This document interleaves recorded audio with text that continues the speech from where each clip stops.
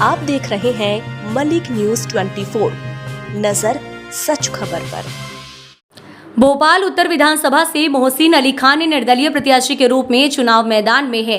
मोहसिन अली खान का कहना है कि उत्तर की जनता समझदार है और अब बदलाव चाहती है। कई निर्दलीय प्रत्याशियों के मैदान में होने से इस विधानसभा के समीकरण बदल सकते हैं। मोहसिन का दावा है कि उत्तर की जनता का प्यार और आशीर्वाद उनके साथ है, इसलिए जीत उन्हीं की होगी। हमने पढ़ा है कि when you have to improve the system you must have to be the part of the system. किसी भी सिस्टम को सुधारने के लिए उस सिस्टम को कोसा नहीं जाता, सिर्फ उसके ऊपर आरोप नहीं लगाए जाते। उस सिस्टम के अंदर आना पड़ता है, फिर उस सिस्टम को सुधारा जाता है और फिर उस सिस्टम के अंदर काम करके हम कुछ आगे आने वाले मुस्तकबिल को बेहतर बना सकते हैं। इसलिए अब मैंने ये सोचा है कि अब मैं पॉलिटिक्स करूंगा और 24 आवर्स और अपने जिंदगी का कीमती समय, अपनी जवानी मैं अपने देश के लिए, अपने लोगों के लिए, अपने आवाम के लिए, भोपाल की तरक्की के लिए दूंगा। जनता बहुत समझदार है और जनता यहाँ की जो है वो कोई मूर्ख नहीं है कि वो अपनी लीडरशिप को पहचानती नहीं हो। एक बड़े मजे की बात है कि जनता के अंदर हमेशा से एक भ्रम फैलाया गया है कि साहब कांग्रेस को जिताना है, कांग्रेस को जिताना है। आज जो अकील परिवार 25 साल से इस उत्तर विधानसभा के अंदर राजनीति कर रहा था, उसकी दरार ने जो है 2 लीडर पैदा कर दिए, एक कांग्रेसी और एक गैर कांग्रेसी। अब आवाम उन लोगों में परेशान है कि ये कांग्रेसी हैं या गैर कांग्रेसी हैं। तो मुझे ऐसा लगता है कि आवाम को ना कांग्रेस को चुनना चाहिए, ना भारतीय जनता पार्टी को चुनना चाहिए, ना आम आदमी पार्टी को चुनना चाहिए। आवाम को एक ऐसा लीडर चुनना चाहिए, एक ऐसा कायद चुनना चाहिए जो उनके सुख दुख और उनका बेहतर मुस्तकबिल बना सके। क्योंकि आज आप देखते हैं कि कांग्रेस की फाड़ के बाद हम उसी परिवार की बात करते हैं जिस परिवार के अंदर से 25 साल हमने कांग्रेस के सिंबल के ऊपर उनको जिताया और आज वही सिंबल को गाली बकते हैं, आज वही सिंबल का विरोध करते हैं और आज वही सिंबल के प्रत्याशी चचा भतीजे आपस में लड़ते हैं, जो आवाम को कंफ्यूज कर देते हैं कि कांग्रेस बेहतर है या नहीं है। तो मैं इस बात से स्पष्ट करना चाहता हूं आप लोगों को कि कांग्रेस और भारतीय जनता पार्टी और आम आदमी पार्टी की लड़ाई नहीं है, ये मुसलमान रिप्रेजेंटेशन की लड़ाई है, मुसलमान लीडरशिप की लड़ाई है। तो एक अच्छा लीडर चुनना चाहिए, वो भले आजाद कैंडिडेट हो, वो भारतीय जनता पार्टी का हो, वो कांग्रेस का हो या आम आदमी पार्टी। 1990 के चुनाव के अंदर हसनात सिद्दीकी साहब कांग्रेस से खड़े हुए थे और उस टाइम भी 10 लोग खड़े हुए थे। तो आपने देखा कि भोपाल ने करवट बदली और 1990 के अंदर एक आजाद कैंडिडेट को जिताया जिनका चिन्ह मछली हुआ करता था।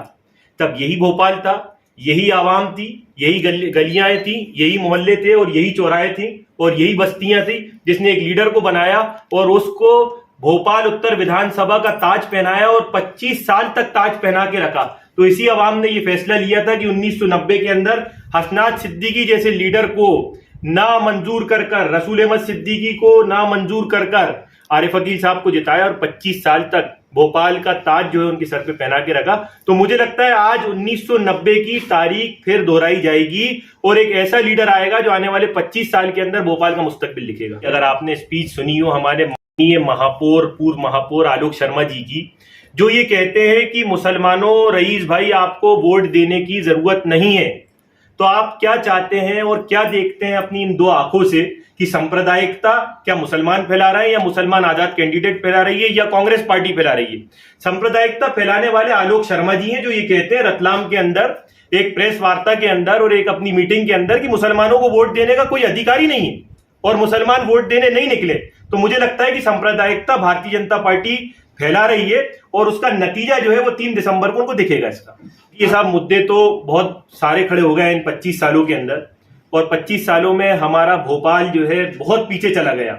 और मैं आप सभी भाइयों से चाहता हूं कि आप तो पूरा भोपाल घूमते हैं, आप लोग एक आईना खरीदें हरमाल की दुकान से 10 रुपए का और आईने के सामने खड़े हो रंगमहल चौराहे पे जाके, 11 मील के ऊपर, कोलार पे, मिसरोद पे, मंडीदीप में, बिट्ठन मार्केट पे, एमपी नगर और लिंक रोड पे जाके और अपनी औकात को, अपनी शिनाख्त को, अपने भोपाली होने का वजूद उस आईने में जाके देख लीजिए। आपको जवाब मिल जाएगा कि भोपाल के अंदर कितना काम करने की जरूरत है या नहीं। और हम उस खुदा और रसूल को मानने वाले हैं जिसकी कोई कीमत नहीं लगा सकता। तो मैं ये मानता हूं कि हमारी कीमत जो है आखिरत के दिन लगेगी। इस दुनिया में कीमत लगाने वाला कोई पैदा नहीं हुआ हमारा। भारतीय जनता पार्टी तो कहीं किसी भी तरीके से कहीं फील्ड में ही नहीं है। भारतीय जनता पार्टी, मुझे तो लगता है कांग्रेस की साठगांठ से भारतीय जनता पार्टी के ऐसे कैंडिडेट को उतारा है जो पहले ही हार चुका है। आलोक शर्मा जी इससे पहले 2008 के अंदर यही विधायक जी से हार चुके हैं कांग्रेस से, और महापौर होते हुए उन्होंने देखा कि महापौर के अंदर उन्होंने कोई भी ऐसा काम नहीं करा जो आने वाले वक्त के अंदर, आने वाले मुस्तकबिल के अंदर हमारे नौजवानों के लिए, हमारी आने वाली नस्लें उनको याद करें कि महापौर रहते हुए उन्होंने कोई भी काम करा। और अगर मेरी नजरों में नहीं है तो आप लोग मुझे याददानी के लिए बता दें कि भोपाल उत्तर विधानसभा के लिए कोई उन्होंने ऐसा कार्य किया हो जिसके अंदर हम उन्हें सराह सके, हम उनकी प्रशंसा कर सके। मुझे तो नहीं दिखता, और मुझे कहीं ना कहीं मैं इसका आरोप लगाता हूं कि कांग्रेस और भारतीय जनता पार्टी मिलकर ही चुनाव लड़ रही है। चुनाव आयोग में हमारे अब्बास हफीज साहब, कांग्रेस के प्रवक्ता जो हैं, उन्होंने इसकी शिकायत करी है और उनसे जवाब तलब किया गया है। इसके बारे में आलोक शर्मा जी ने जो है अपना जवाब प्रस्तुत किया है, लेकिन सत्ता का दुरुपयोग हो रहा है, और सत्ता के दुरुपयोग होने के कारण उनके ऊपर अभी कोई कड़ी कार्रवाई नहीं की गई है।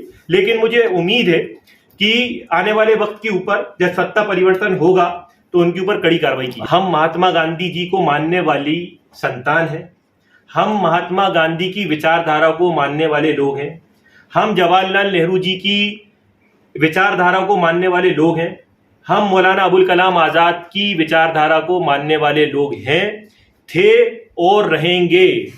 कुछ लोग कांग्रेस के अंदर ऐसे आ गए हैं जो कांग्रेस की आइडियोलॉजी को भटका रहे हैं, लेकिन मुझे पूरी उम्मीद है कि आने वाले वक्त में 2024 में इंडिया गठबंधन पूरे हिंदुस्तान के अंदर इंकलाब बर्पा करेगा और नरेंद्र मोदी जी की सरकार को जड़ से उखाड़कर फेंकेगा। मैं उनकी प्रशंसा करता हूं और उनके मार्गदर्शन पर चलता भी हूं राहुल गांधी जी के। तक लगता है, और जो मुझे आने वाले वक्त के अंदर जो परिणाम होंगे वो आप लोगों के सामने होंगे। आरोप प्रत्यारोप और सूत्रों के मुताबिक बहुत सारी जानकारियां आपको मिलेंगी, जिसका जवाब आपको खुद 3 दिसंबर को और 17 नवंबर को आपको खुद दिखेगा।